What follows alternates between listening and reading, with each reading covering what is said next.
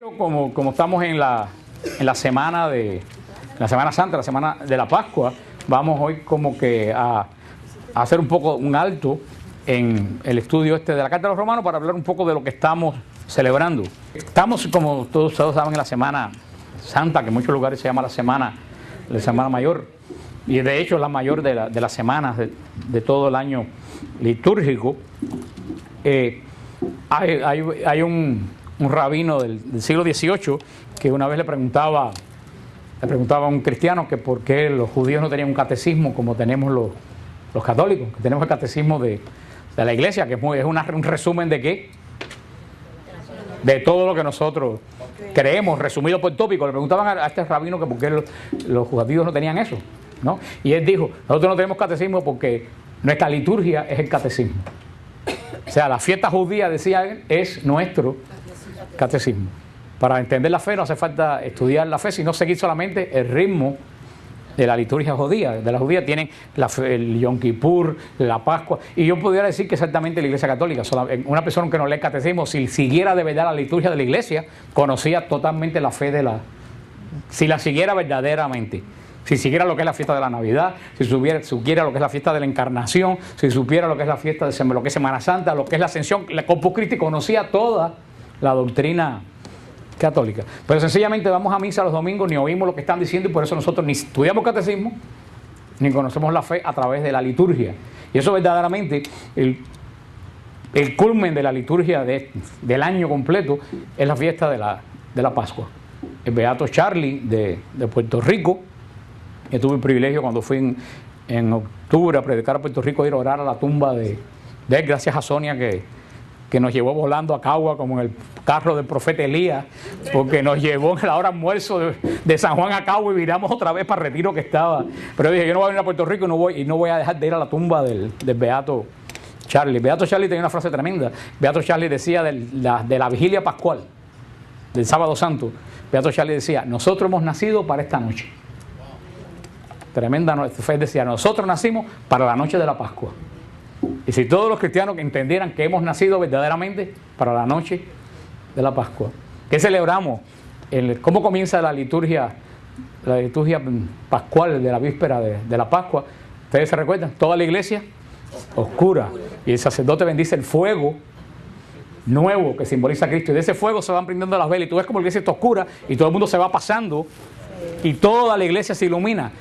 Pasamos, es lo que dice Bereshit, lo que dice Génesis: en el principio todo era caos, y Dios separó la luz de las tinieblas. Y es lo que dice el Evangelio de Juan: en el principio era el Verbo, y el Verbo estaba en Dios. Eres la luz que ilumina el mundo, y las tinieblas no lo conocen ni lo quieren reconocer. La Pascua es el comienzo de toda nuestra historia, de toda nuestra fiesta. Y nosotros también, y este año tenemos también la coincidencia que coincide la Pascua judía con la Pascua católica. Mañana es víspera de la Pascua judía. Por eso, si ustedes salen mañana, miren la luna, para que vean una luna nueva grandísima. ¿Por qué? Porque originalmente Moisés determinó, el Señor a través de Moisés determinó que la primera luna nueva de la primavera fuera la fiesta de la Pascua. Ahora, producto de que los judíos ligaron tres fiestas que vamos a ver ahora, que ligaron la fiesta de la Pascua, la fiesta del pan sin levadura y la fiesta de las primicias. Ahora la fiesta de la Pascua la miden los judíos por la cosecha de la cebada de Galilea, porque ellos presentan los primeros frutos de la cebada. Por eso que ven que hay veces que la Pascua judía cae un poquito después, y otras veces coinciden como este año, porque la iglesia sigue la forma tradicional judía, que es la primera luna nueva de la primavera. Cuando ustedes miren el jueves, vayan el jueves santo a la iglesia, miren la luna para que vean que es la luna de la Pascua, la luna que vienen contemplando millones y millones de creyentes desde la época de Abraham y de Moisés. Por eso, y hemos explicado muchísimo durante todas las veces que hemos hablado de la Eucaristía, hemos hablado de lo que hizo Jesús el jueves santo. Yo no se lo voy a repetir porque lo hemos repetido montones de veces, una clase muy larga. Si alguien no ha oído la clase de lo que hizo Jesús el jueves santo, allá atrás están los CD, que se llama La Pascua Eterna. Lo pueden comprar, lo pueden oír, lo pueden estudiar. Nadie mejor que el día de mañana y el jueves para escuchar qué hizo Jesús el jueves Jueves Santo. Por esta semana, recuérdense que yo siempre les he dicho, sobre todo en la época de la Navidad, que nosotros no celebramos fechas. ¿Nosotros qué celebramos? Hechos, acontecimientos. La iglesia no celebra fechas. La iglesia no celebra la fecha que Jesús nació. La iglesia celebra el hecho que Jesús nació. La iglesia no celebra la fecha que Jesús resucitó. La iglesia celebra el hecho. Por eso que la Pascua siempre cae días totalmente diferentes. Pero es una semana donde se cumple casi todas las profecías, aunque toda la vida de Jesús es profecía. Por eso vemos que la Semana Santa comienza ¿con qué día? Con el Domingo de Ramos. Y tanto la Pascua judía como la Pascua cristiana apunta, vamos a decir entre comillas, a un animal, para que ustedes entiendan la pregunta. ¿A qué animal apunta tanto la Pascua judía como la Pascua cristiana? Al Cordero, al Cordero. Decir Pascua es decir Cordero.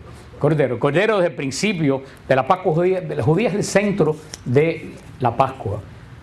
Por eso Juan, desde que Jesús aparece por primera vez en Galilea, junto al lago, en el desierto de Judea, Juan lo señala y ¿qué es lo que dice? Ahí está el Cordero de Dios. Ahí está el que quita el pecado del mundo. Y para nosotros es muy común, pero para aquella gente era algo nuevo que a un hombre lo llamaran Cordero. Nunca nadie había llamado a un hombre Cordero. Y menos Cordero, Cordero de Dios. Porque el Cordero de la Pascua, ¿quién lo ofrece? ¿Quién lo ofrecían? Nosotros. Los judíos ofrecían el Cordero de la Pascua, pero a Cristo no lo ofrecemos nosotros. A Cristo lo ofrece Dios. Antes el Cordero era de nosotros para Dios. Ahora Cristo es el Cordero de Dios. Por eso lo llamamos el Cordero de Dios. Y es el centro de la Pascua, tanto antigua como nueva. El Señor manda, eso está en el CD, el Señor manda a Israel en Éxodo 12 que tiene que celebrar esta fiesta de la Pascua eternamente para sellar la alianza con Dios. Por eso le dice que la víspera de la Pascua en Hebreo 12 mate un cordero. ¿Qué características tiene este cordero? ¿Se acuerdan? Tenía 3 características. Macho, sin mancha,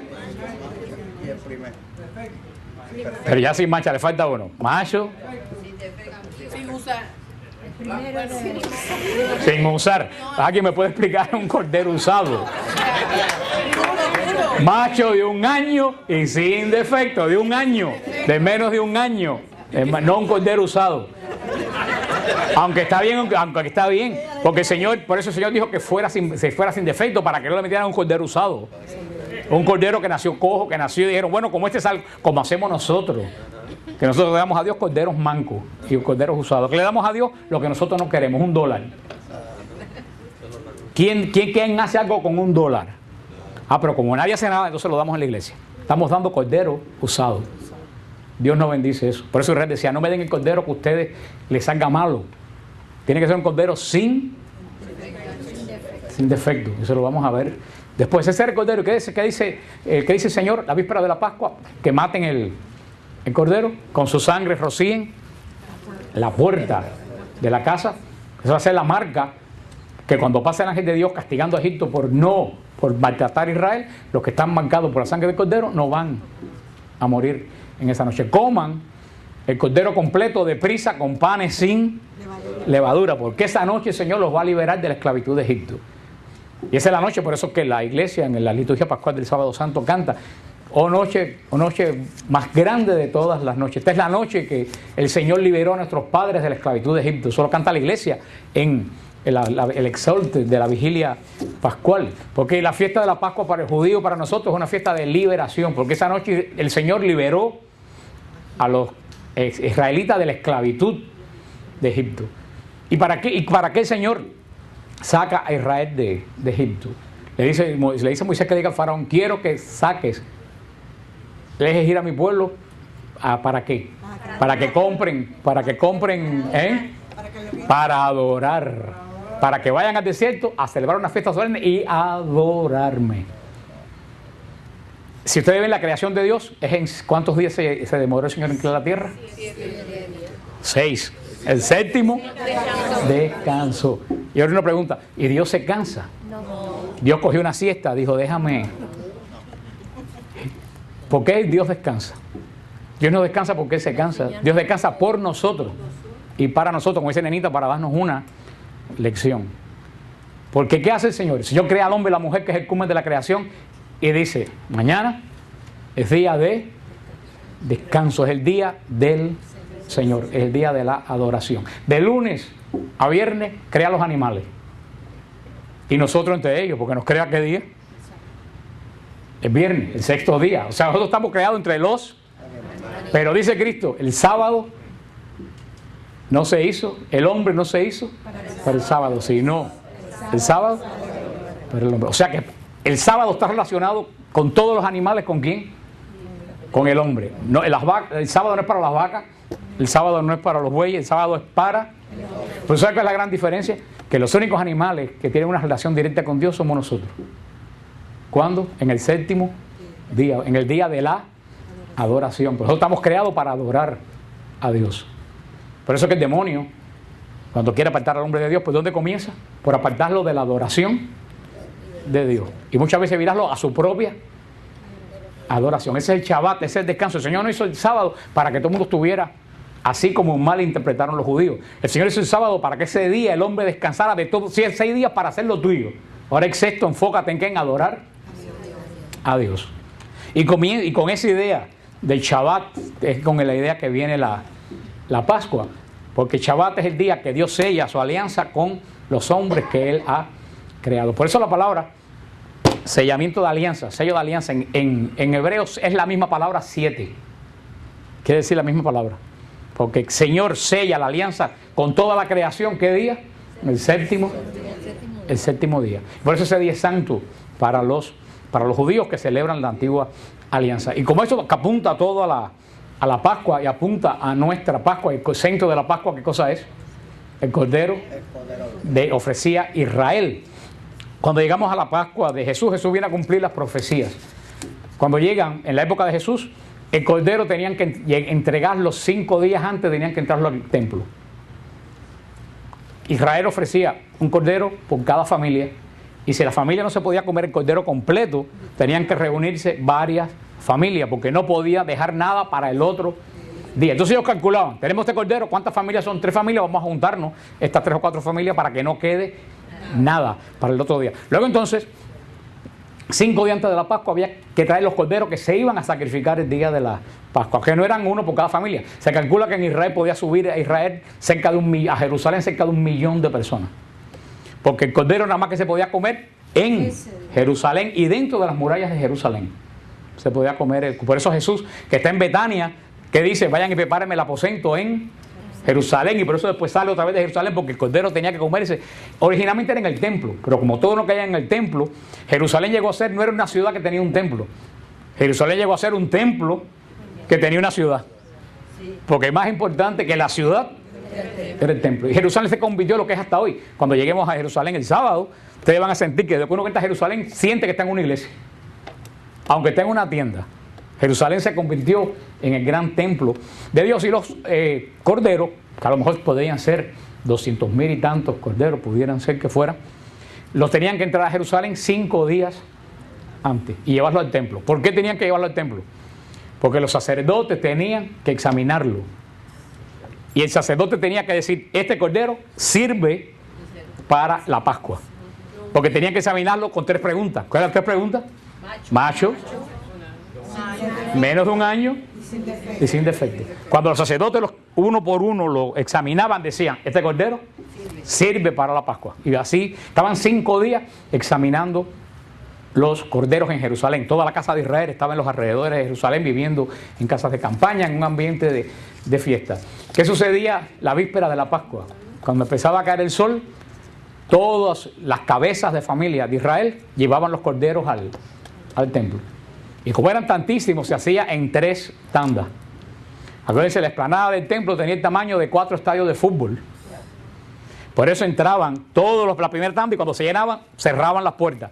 Hacían el sacrificio de los corderos. Eso salían y volvían a entrar la segunda tanda. Y era la única vez en todo el culto de Israel que el cordero, en vez de sacrificar a los sacerdotes, lo sacrificaba quien lo ofrecía.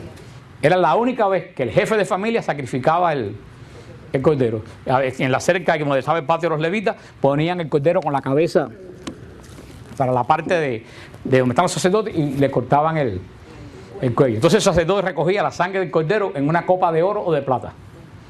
Fíjate, nunca una copa de barro, no con una copa de madera. ¿Cuántos cálices hemos visto por ahí de barro y de madera?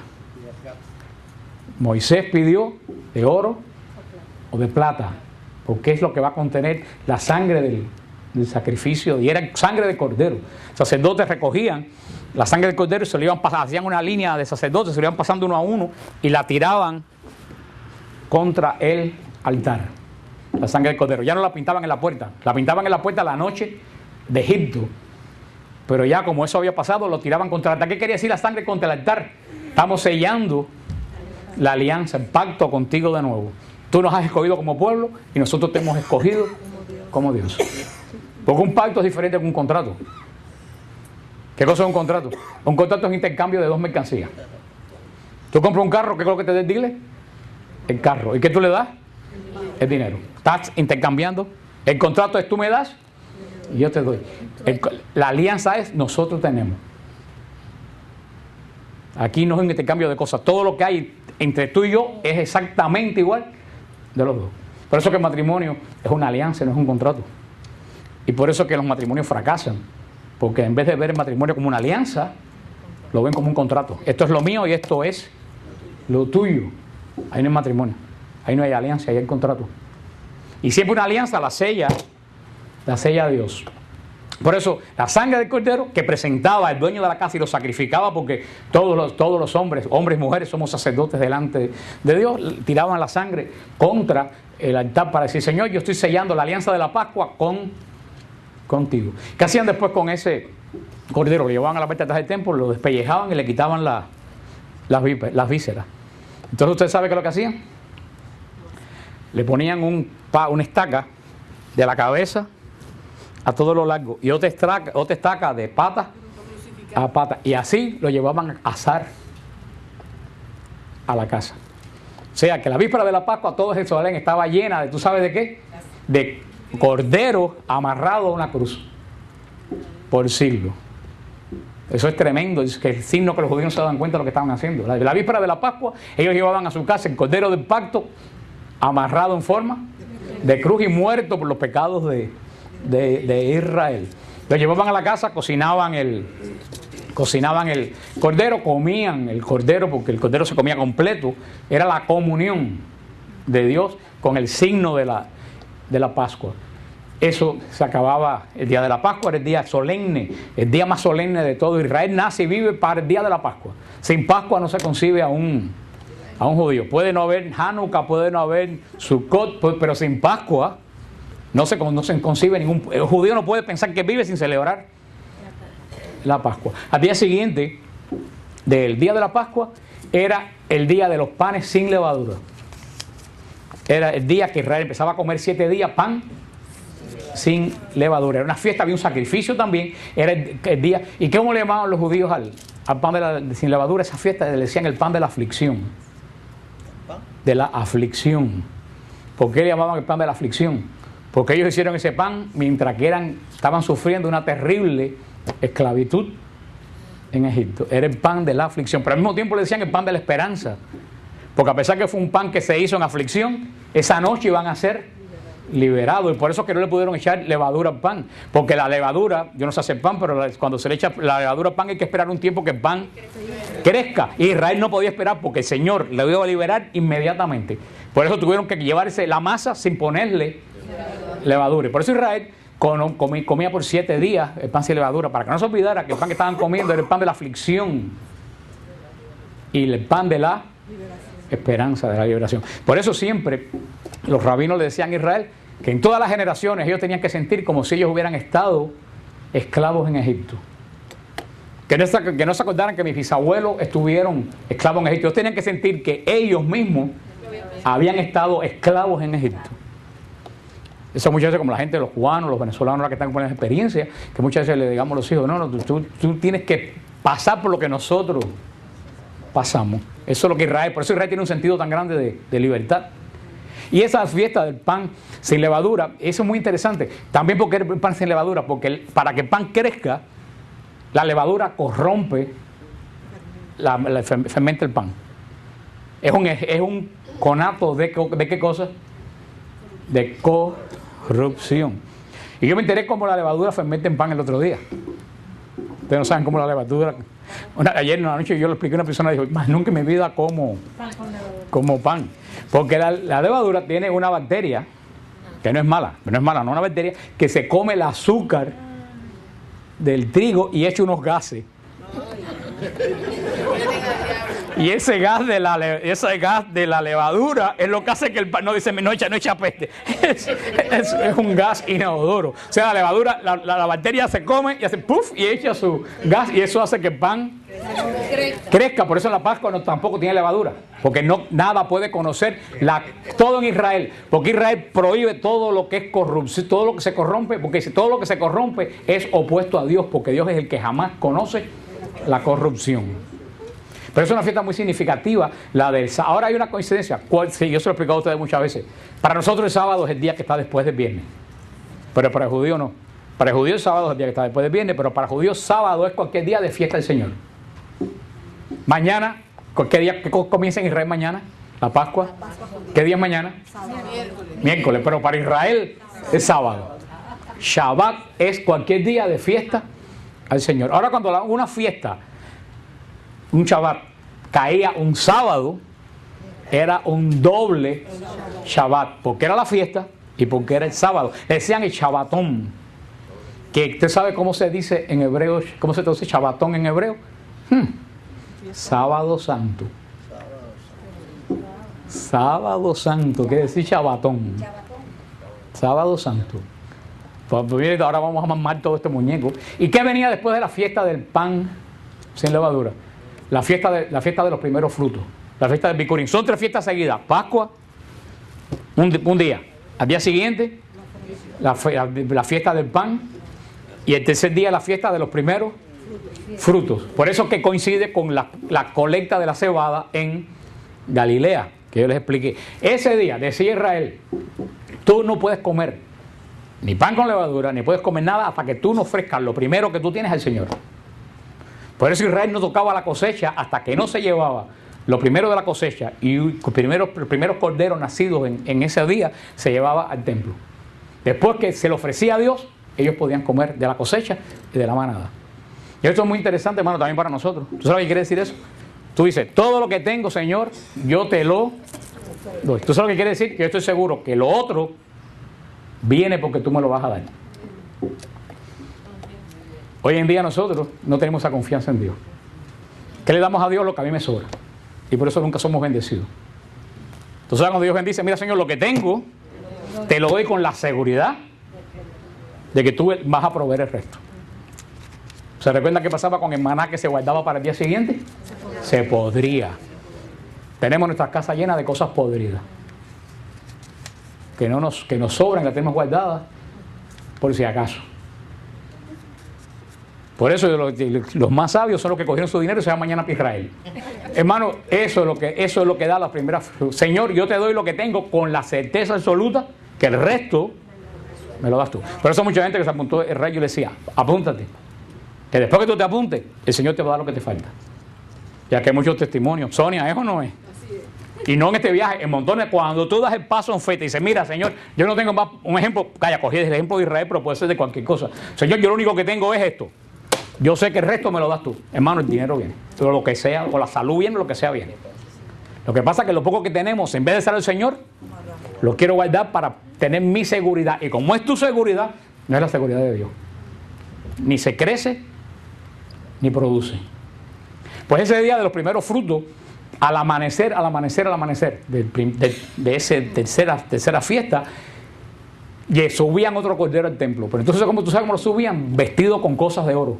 Al cordero lo adornaban con ropas y con cosas de oro al sacrificio. Iba lleno de adornos de oro y lo llevaban todas las muchachas de Israel danzando. Iban danzando, era una fiesta que iba subiendo al templo con el cordero y con los primeros frutos de la cosecha. Entonces el sumo sacerdote, ¿qué es lo que hacía? Cogía el primer fruto de la cosecha y lo levantaba.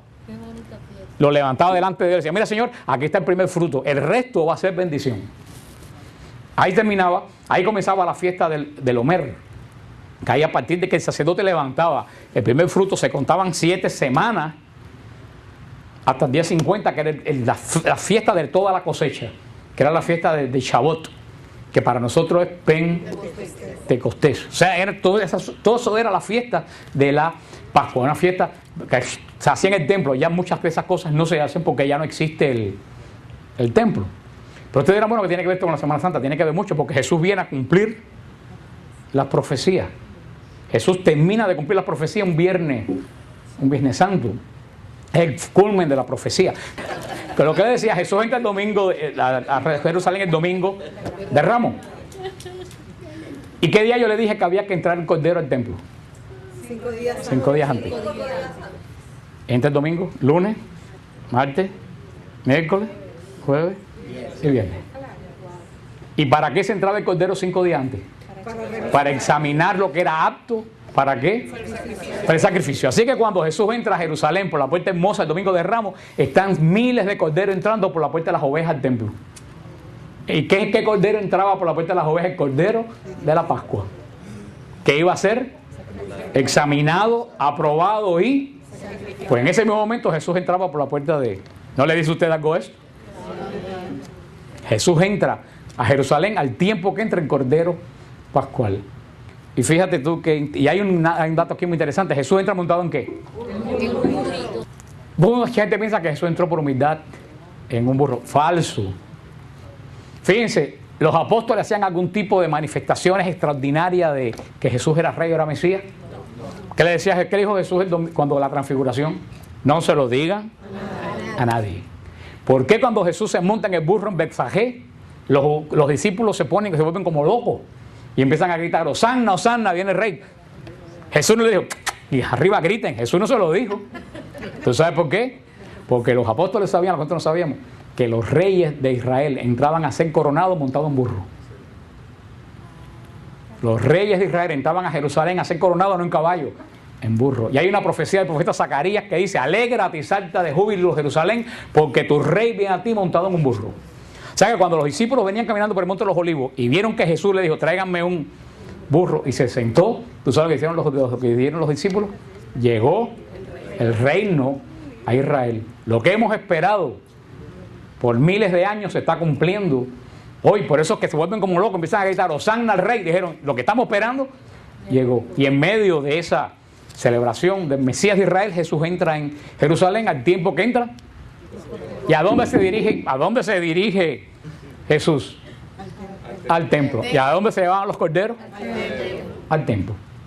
Ahí empiezan los sumos sacerdotes a examinar el cordero y decir, este cordero sirve para el sacrificio de la Pascua. El Jueves Santo Jesús es llevado ante el sumo sacerdote. ¿Y qué hace el sumo sacerdote? Lo interroga.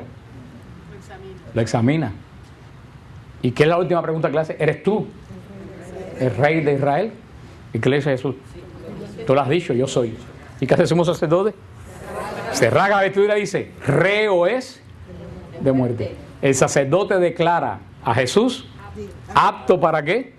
Para el sacrificio. Si el sacerdote no declara el cordero apto para el sacrificio, el cordero no puede ser sacrificado. Mirando como toda la escritura se va cumpliendo en Jesús, todo del cordero pascual se va cumpliendo. Y siempre le he explicado a usted qué fue lo que entendió el sumo sacerdote que usted y yo no entendemos. Porque el sumo sacerdote le hace una pregunta a Jesús, ¿eres tú el rey de Israel? Y si hace esa pregunta, el sumo sacerdote tiene que esperar que solamente pueda haber dos respuestas. ¿Sí o no? Él estaba esperando sí o no. Porque él brinca y se raja las vestiduras sacerdotales, que era lo que las vestiduras sacerdotales representaban la santidad de Dios. Tal como se simboliza cuando el sacerdote se revista para las misas, la santidad, se reviste de la gloria. ¿Por qué se la raja? Es nada más que en Israel, en los últimos 2000 años, nada más que se recuerda una sola vez que un sumo sacerdote después de Cristo se haya rasgado fue un rasgamiento simbólico. Fue cuando la loca esta, hija de Yael, la hija de Moshe, Dayan, dijo que David era amante del rey Saúl en el parlamento. Y se pararon los cohenim, los sacerdotes, y se rasgaron la ropa. Pero esto fue más grande porque no fue un sacerdote cualquiera, fue el sumo. Solamente se rasgaban la vestidura cuando oían una blasfemia muy grande. El sumo sacerdote, oyó de Jesús lo que nunca en su vida pensó que iba a escuchar. Él le preguntó, ¿eres tú? Te pregunto por el nombre del Dios vivo. Puso a Jesús bajo juramento. Jesús tenía que decir la verdad o estaba pecando, porque estaba bajo juramento. ¿Eres tú el Mesías? ¿Y qué le contestó a Jesús? Yo soy. Lo que nosotros entendemos que lo que el sumo sacerdote oyó fue lo que Jesús le dijo, lo mismo que Dios le dijo a Moisés en la zarza. Yo soy el que soy. Y el sumo sacerdote dijo, no, espérate, este no dice que es el Mesías, este está diciendo que es Dios y que fue el que habló con Moisés. Y Jesús se lo dijo a los discípulos, antes que Abraham fuera, yo soy. Las palabras que nada más que se decía el día del sacrificio, el día de Yom Kippur, que la gritaba el sumo sacerdote, yo soy el que soy, Jesús se las dijo al sumo sacerdote. Por eso que el sumo sacerdote dio un brinco que dijo, este hombre se ha proclamado el Dios de Israel. Y no solamente el Dios de Israel, el que habló con Moisés en la zarza. Por eso dijo, reo, ya es apto para el sacrificio. Al día siguiente, que era la víspera de la Pascua, porque la Pascua cayó de viernes. Acuérdense que los días judíos van diferentes que nosotros. Los días judíos van de caída del sol a la caída del sol, no de 12 de la noche a 12 de la noche. Por eso los días judíos van desfasados de los nuestros. Por eso Jesús adelanta la cena pascual para el jueves santo. Que yo le he explicado a ustedes que se podía adelantar. Lo que cuando se adelantaba no había cordero, porque el cordero solamente se podía matar la víspera de la Pascua. Eso está en el CD de la cena, lo que hizo Jesús en el año 33. Por eso muchos elementos a nosotros se nos pierden en la cena pascual. Cuando Jesús coge el cáliz y dice, este es el cáliz de la alianza nueva y eterna que será derramada por ustedes. Nosotros decimos, ay, qué lindo, pero esas no eran palabras de la Pascua, de la celebración de la Pascua. ¿Qué tenía que decir Jesús cuando levantaba el cáliz en ese momento? Baruch atah Adonai Eloheinu melech holech Jerusalem. Bendito sea Dios que crea este vino fruto del trabajo del hombre. Y Jesús, ¿tú sabes lo que dice Jesús? Jesús dice las palabras que decía el sacerdote cuando tiraba la misma copa de oro contra el altar. Jesús usa en la Pascua las palabras del sacrificio. Dice, esta es la sangre de mi alianza nueva y eterna. Jesús dice, esta sangre que está aquí es la que por miles de años Israel ha tirado contra. ¿Y era sangre de quién? Del Cordero de la Pascua. Fíjate como todo, yo digo que si alguien quiere inventar el Evangelio, ni con la computadora de la Unión Europea puede sellar todas las cosas que están enganchadas de miles de detalles. Es una cosa impresionante los miles de detalles que están enganchados en el Evangelio. No hay mente humana que pueda armar un muñeco dentro de tantísimo detalle. Por eso Jesús sella la alianza, la Eucaristía. Él ocupa el lugar del Cordero. Por eso esta es mi carne. ¿Qué carne comían los judíos? La del Cordero, completo. No era un Cordero simbólico, era el Cordero verdadero. Por eso dice, esto es mi carne. Jesús es el verdadero Cordero de la Pascua. No es un símbolo, es verdadera y real la presencia de Jesús en el forma de pan y forma de vino. Pero como no estamos hablando de la Eucaristía, eso es el Jueves Santo, estamos en el viernes. Por eso que Jesús sube la cruz a las 3 de la tarde del Viernes Santo. ¿Por qué? Porque a ese momento, a la caída de la tarde, es cuando comenzaba en el templo, ¿qué cosa? El sacrificio del Cordero Pascual. Si ustedes ven la maqueta de Israel, y cuando vamos a Israel, ustedes se dan cuenta que el Calvario no está muy lejos del templo. Eran 2 colinas.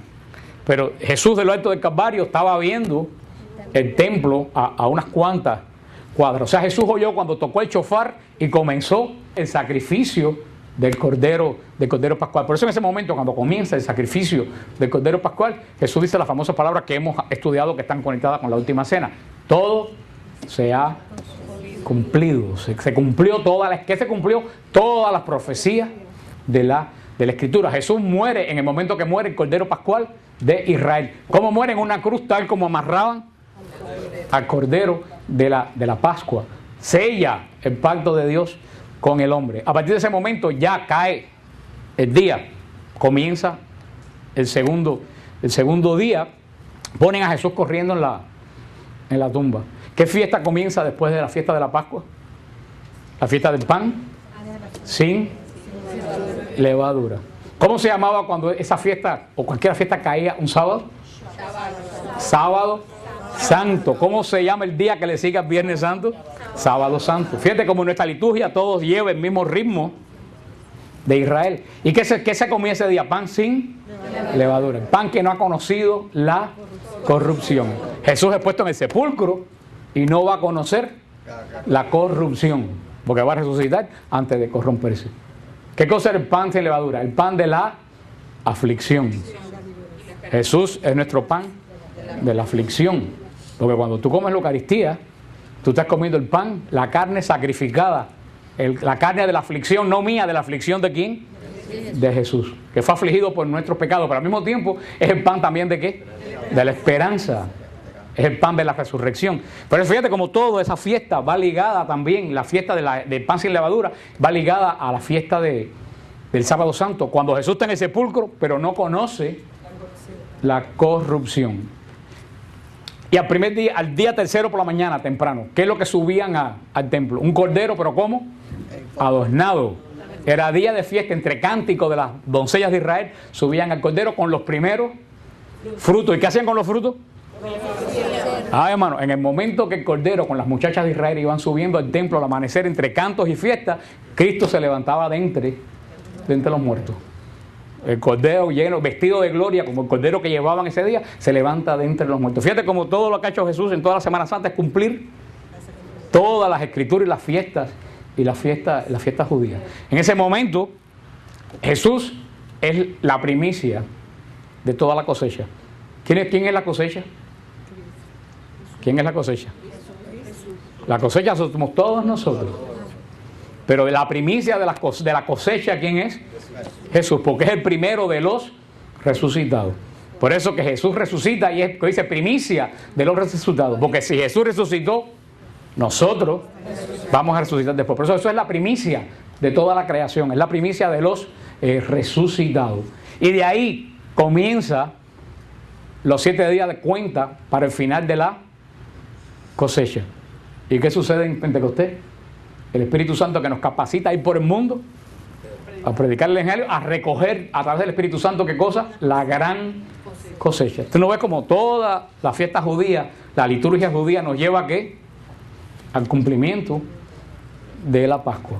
Y eso es lo que celebramos en estos días santos. Es la conmemoración que este año coincide con la conmemoración del pueblo judío. El domingo de Ramos celebramos a Jesús entrando a Israel cumpliendo la profecía que eres nuestro Rey y nuestro Señor. Por eso en el domingo de Ramos te dan una palma que tristemente termina hecho un farolito colgando del espejo de un carro. El guano bendito no es para quemarlo cuando truena o para hacer un farolito. Cuando tú recibes la palma el domingo de Ramos, tú estás aceptando que Jesús es Señor y Rey de tu vida. Por eso en Europa, en esos países, ponen el guano bendito del domingo, lo ponen en las puertas de la casa, diciendo: aquí vive alguien que aceptó a Jesús como Señor. O sea, la palma es solamente el símbolo de lo que yo tengo en mi corazón. Por eso viene la fiesta del Jueves Santo, que es la fiesta solemne, la fiesta de verdaderamente nuestra cena pascual, porque es cuando la cena pascual pasa de ser conmemoración a ser realidad. Nosotros nos reunimos ya no a comer un cordero animal, nos reunimos a comer el cordero de Dios, el que quita el pecado del mundo. Así como Israel comió un cordero de verdad, nosotros comemos un cordero de verdad. Israel era un animal, en nosotros es Cristo Jesús, en las formas sacramentales del pan y del vino. Por eso el Jueves Santo es una noche solemne. Yo los invito a todos ustedes. Por eso decían los santos padres de la iglesia, que esa es la noche de los enamorados, no el 14 de febrero. Porque esa es la noche del amor, cuando Jesús dijo: ámense los unos a los otros, no hasta que tú me caigas bien, como yo los he amado. Cuando yo viajaba a Guatemala, que yo supervisaba el mercado de Guatemala, yo les conté una vez entré a una iglesita chiquita y en el altar había un Cristo de esos pañoles lleno de sangre que me sonó como una bofetada, porque decía arriba: así es como se ama. Como dice el refrán, tú amas de verdad cuando tú das hasta que te duele. Y Jesús nos amó hasta que le dolió. Y el Jueves Santo nos llama a nosotros imitar a Jesús. Por eso que la noche de la fiesta del amor es cuando Jesús proclama la ley nueva. Dice: ya no los llamo siervos, ahora los llamo amigos. Los llamo amigos. Y por eso Jesús dijo: os doy un nuevo mandamiento: ámense los unos a los otros, no mientras me caigas bien, como yo os he amado. Y es la noche sacerdotal. ¿Por qué la noche sacerdotal? Porque es cuando Jesús dice: haced esto en anamnesis, en conmemoración mía. Le dijo a esos hombres: sigan haciendo lo que ustedes vieron que yo hice hasta que se acaben los tiempos. Es cuando Jesús instituye un grupo de hombres que va a tener la misión única en su vida ¿de qué? De hacer lo que Jesús hizo. No cualquiera, tiene que recibir esa misión por la imposición de manos, por los sucesores de aquellos a quien Jesús se lo dijo. Es la noche sacerdotal. Y por eso, hermanos, yo les pido por misericordia que este jueves oren por los sacerdotes. Tenemos un gran problema en el presbiterado católico, muy serio. Y el problema más serio entre los sacerdotes no es el abuso sexual. Porque yo saqué la cuenta y eso es un 0.07. Nunca debió pasar, pero 0.07 no es una crisis. Son unos cuantos sinvergüenzas que se colaron. El problema en el sacerdocio católico es mucho más profundo que eso. Pero no resolvemos nada con estar hablando. Ay, ¿viste lo que hizo el padre fulano? ¿Viste lo que...? Hay que... Una vez me contó algún pastor bautista y el Señor es testigo y se digo, mentira, que me castiguen cuando salga de aquí.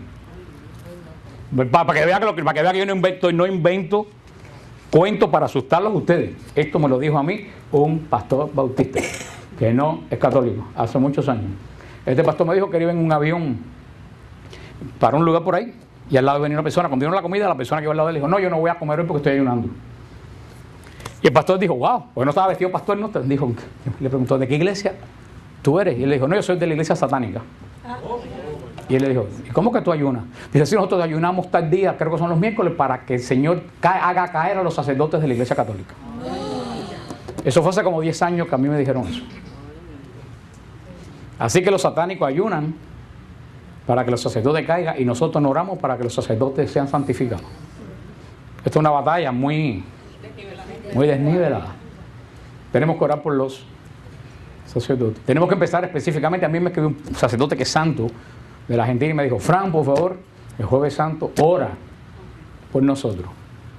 Así que le pido a ustedes que este jueves santo oremos todos para que el sacerdote sea configurado a Cristo, pastor de la Pascua. Eso es lo que celebramos jueves santo, el día del amor, el día del sacerdocio, el día de la entrega, cuando ya Jesús no tenía más nada que dar y se dio a sí mismo. De ahí comienza la noche del jueves santo, que para mí, antes de la vigilia pascual, es una de las noches más bonitas del año. Y tú sabes, la noche del jueves santo, lo que a mí me retumba continuamente en la cabeza, no han podido velar conmigo ni una hora. El año pasado tuvimos una bendición tremenda. Estaba Marta María, estaba Mildred, Rubén, ¿quién más estaba? Sonia, ¿a quién más se me fue? José, Fidel, Olguita. Tuvimos jueves santo en Getsemaní por la noche. Tuvimos una asamblea de oración al lado de la iglesia del Getsemaní con el padre Francisco. Estuvimos orando y orando y orando toda esa noche que Jesús dijo, ni siquiera una hora, en el mismo lugar donde Jesús lo dijo. Es una de las grandes, hoy viendo aquella iglesia abarrotada de árabes que no se podía caminar cantando, y después salió una procesión de árabes con antorcha que subió por el Monte de los Olivos para algo verdaderamente impresionante. Pero desde que esa noche, el jueves santo, le digo, si usted, el Santísimo está expuesto, están en todos los monumentos hasta las 12 de la noche. Vayan a Siervo de Cristo Vivo, está también hasta las 12. Vayan esa noche, después de misa, no se vayan para casa, vayan al Santísimo y recuerden las palabras de Jesús. En esta noche que la dijo, ni siquiera una hora ustedes han podido velar, estar despiertos con Él. Yo digo que es una noche para recibir bendición. Es una noche de las noches para poder orar acompañando a Jesús. El Viernes Santo es el día del sacrificio del Cordero. Y no es un día de andar con cara de que se te murió la abuela que querían mucho. Pero tampoco es un día de rumba. Porque hay un pastor que decía, no, yo el Viernes Santo me he visto de rojo y bailo una rumba, porque ese día Jesús me liberó. Sí, Jesús te liberó, pero viene la pregunta, ¿pero a qué precio? ¿Pero a qué precio? Y lo mejor de caso no es el precio, porque fue que los judíos clavaron a Jesús en la cruz. Cada vez que nosotros pecamos, clavamos a Jesús de nuevo en la cruz. Así que ese precio no lo pagó, ¿en qué momento lo sigue pagando? El Viernes Santo es un día que, si bien no es como antiguamente, que todo el mundo se ponía de negro, pero tampoco es un día de fiesta. Como la iglesia lo define bien claro, el Viernes Santo es un día solemne. Es un día que tú estás con la boca abierta por lo que pasó ese día. Wow, este día, el que no cabe en el universo, sufrió y murió en la cruz, ¿por quién? Por cada uno. Acuérdate lo que decía la cruz de Guatemala. Así se ama. Es el día es el día que nosotros nos sentimos impresionados de lo que Jesús tuvo que sufrir por culpa de ¿quién? Por culpa de cada uno mío. Pero al mismo tiempo es un tiempo de alegría, porque sabemos, si Jesús murió, lo dice el profeta Isaías, en sus llagas hemos sido salvados. En las llagas de ese Jesús del Viernes Santo está toda nuestra salvación. O sea que es un día solemne, es un día de oración, es un día de ayuno. Si toda la iglesia ayunara, tú te imaginas que el Viernes Santo 1,5 billones de cristianos oraran en el mundo al mismo tiempo y oraran. Hermano, el mundo tenía que cambiar. El mundo tenía que cambiar.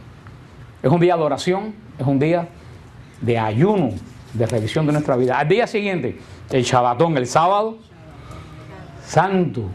¿Qué es lo que recordamos? El tiempo que Jesús permanece en la tumba, sin conocer la corrupción, el pan de la aflicción, pero el pan de la esperanza. En ese día es cuando se cumple lo que dice el credo de los apóstoles: descendió a los infiernos. Que la palabra no es el infierno del diablo, es el lugar de los muertos, en griego el Hades. Ese día que dice el apóstol Pedro, que cuando Jesús muere, el alma de Jesús desciende al lugar donde estaban todas las almas que esperaban el día de la redención. Jesús sigue el proceso de todo hombre. Pero ¿qué hace Jesús en ese lugar? Se va a estar todo el tiempo mirando el reloj. Me faltan 22 horas para poder resucitar. ¿No dice San Pedro que Jesús va a predicar el evangelio a esa gente que están esperando el día de la resurrección? ¿Qué pasa? Los israelitas oyeron la predicación por 3 años. Nosotros hemos dado la predicación, pero esas almas de los justos que estaban esperando el alma de Abraham, de Moisés, no habían escuchado la buena nueva. Y Jesús se la va a dar en 3 días. Porque ya es en forma espiritual, ya no es en forma... Porque acuérdense que los espíritus viven fuera del tiempo, lo que yo les expliqué. Por eso Jesús le predica la buena, para que ellos supieran en el momento que subieran al cielo lo que había sucedido, lo que la buena nueva que él había traído. Eso es lo que hay que decir, descendió a los infiernos. Y al tercer día, porque fíjate, nuestros protestantes, amigos, hermanos protestantes, tienen mente humana. Y como mente humana tienen mente, bueno, aparte de chiquita, muy chiquita, mente cronometrada. Entonces todos ellos lo miran por versículos y todo tiene que estar escrito, y Dios no es Dios de versículos.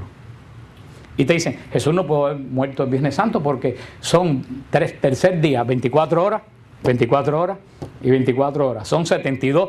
Así, el Hijo del Hombre está en la tumba. Pasó 24, me quedan. No, la Biblia no dice las 72 horas, la Biblia dice al tercer día. Viernes, primero, sábado, segundo, domingo, tercero, al tercer día. Por eso, ¿qué sucede el domingo cuando subían el cordero adornado para la fiesta de las primicias? Jesús se levanta de entre los muertos. No tenemos idea cómo Jesús resucitó de entre los muertos. Nos dice San Jerónimo, se lo he dicho muchas veces, que dice que los 3 grandes misterios del cosmos sucedieron en vientres. Cuando él dice vientre, quiere decir en un lugar escondido, cerrado. Dice, la encarnación en el vientre de María, el nacimiento, la natividad en el vientre de la noche, metido dentro, y la resurrección en el vientre de la tierra. No sabemos, pero lo que tiene que haber pasado en la tumba de Jesús es algo tan poderoso que todavía tú entras a la tumba de Jesús y tú sientes que el mundo entero se te va cuando tú entras ahí. ¿Por qué? Porque Jesús dio la última batalla que le quedaba por dar. Jesús venció al demonio con la predicación del evangelio, en la cruz venció también el pecado, pero en la mañana del domingo va a vencer la consecuencia del pecado. ¿Cuál es la consecuencia del pecado? La muerte. No sabemos qué batalla dio Jesús contra la muerte, porque ahí nadie lo ayudó a resucitar. Él mismo es la única persona que ha vencido a la muerte. Jesús da la gran batalla contra la muerte y resucita. Mira tú qué clase de batalla. También no solo fue una batalla espiritual, fue una batalla física. Porque fíjate que esa materia que estaba muerta se transforma en materia otra vez, pero no materia como la que era antes. Un misterio. Pero tan es así que tenemos el tremendo testimonio de la sábana de Turín. Y si ustedes leen la sábana de Turín, es un verdadero, por eso le dicen el quinto evangelio. Los científicos lo que han encontrado ahí es algo verdaderamente. Fíjate que lo que está formado en la sábana de Turín, la marca, la sábana de Turín, no es ni pintado, ni es quemado, ni es parte de la tela, ni es nada. Dicen los científicos que lo que más se parece a lo que está en la sábana de Turín son unas sombras que hay en Hiroshima, que cuando explotó la bomba atómica, las radiaciones grabaron las sombras de las personas en un muro.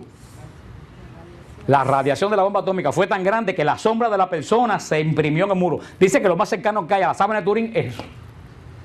Que es como que una radiación tremenda que salió de dentro del cuerpo, atravesó la sábana y no la quemó, la impregnó. No, y dicen, perdona que te interrumpa, pero dicen que fue tan perfecta que no fue, que si hubiera sido mucha... sí, fue una sola, fue una cosa como un puff. Si hubiera sido demasiado, sale muy oscura. Sale muy oscura. Sí, la sábana de Turín, mientras más tú te acercas, la dejas de ver. Tú para verla bien tienes que caminar bien lejos. Mientras más tú te vas acercando a la sábana, la imagen se va perdiendo. Porque no tiene contorno. Y tan es así que dicen los que han estudiado la sábana de Turín que cuando lo que pasó, esa persona no estaba acostada sobre la sábana, dice que estaba flotando.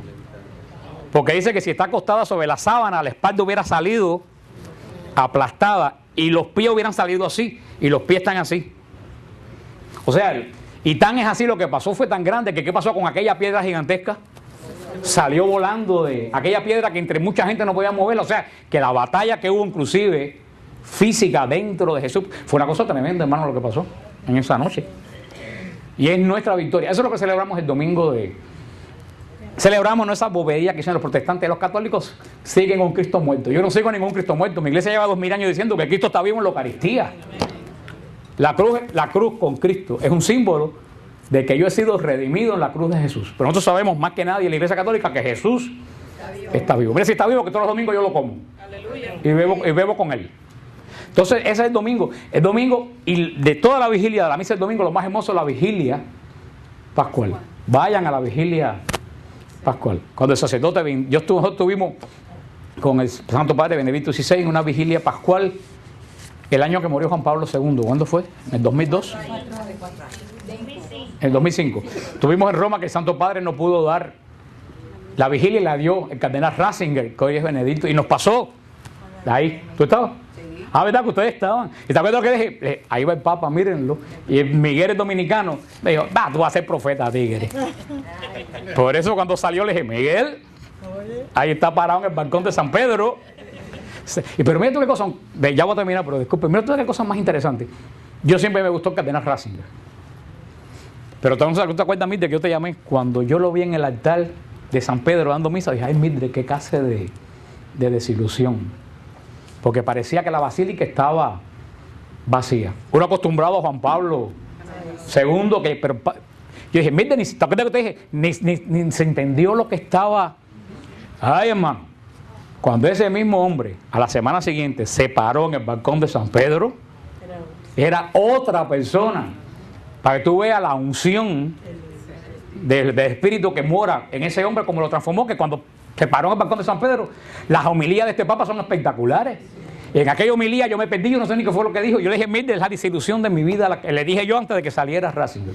Mira tú como la unción que reviste ese hombre, que recibió en el momento que fue elegido sucesor de Pedro. Pero en esa vigilia pascual fue impresionante, porque en la vigilia pascual el Papa bendijo fuego nuevo en el portal de San Pedro. Toda la iglesia, aquella gigantesca que habían 20 y pico mil de personas, estaba totalmente oscura. Y lo único que se alumbró al fondo de la basílica fue el cirio pascual que traía el Papa. Y de buena primera empezó así, como ríos que salían del cirio, iban iluminando hasta que toda la iglesia resplandecía.